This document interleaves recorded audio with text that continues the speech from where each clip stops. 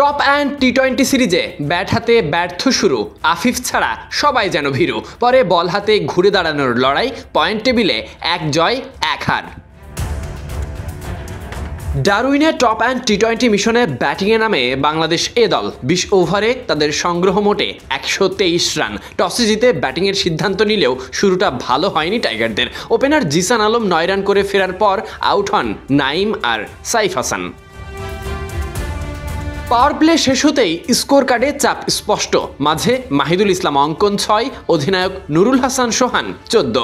লড়াই কিছুটা জমে উঠলেও টিকে থাকায় যেন কষ্টসাধ্য। এক প্রান্ত আগলে রাখেন আফিফ হোসেন ধ্রুব। আফিফ অপরাজিত থাকেন পুরো ইনিংস জুড়ে 42 রানে। শেষের দিকে মৃত্যুঞ্জয়ের ঝড়ে 100 পার করে। মূল্যবান 123 রান যখন স্কোরবোর্ডে, বল হাতে কিছু একটা করতে হবে। প্রথম ওভারে স্পিনার, তবে সফলতা এলো পেসারের হাত ধরে। হাসান মাহমুদের বলে পার্থ ওপেনারের বেল ছিটকে দিয়ে।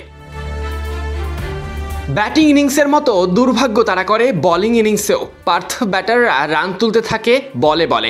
এক কথায় টি-20 ক্রিকেট যাকে বলে। পাওয়ার প্লে শেষ হওয়ার আগে আরও 1 উইকেট পেলেন রাকিবুল হাসান। কাটা গেল 2টো নাম। পাওয়ার প্লে শেষ হলে রাকিবুল আসেন নতুন করে, তুলে নেন আরও 1 উইকেট। আশা দেখালেও স্কোরবোর্ডে রান ওঠে সমান তালে। 10 ওভার শেষে 50-50 অবস্থানে। রাকিবের পর নাইম হাসান 2 স্পিনার করেন বাজিমাত। সম্মিলিত ইকোনমি বোলিংয়ে প্রথমবারের মতো টাইগাররা ফেলতে পারল খানিকটা চাপ, তবে স্বল্প রানের পুঁজি, তাই পড়তে হয় হতাশার টুপি।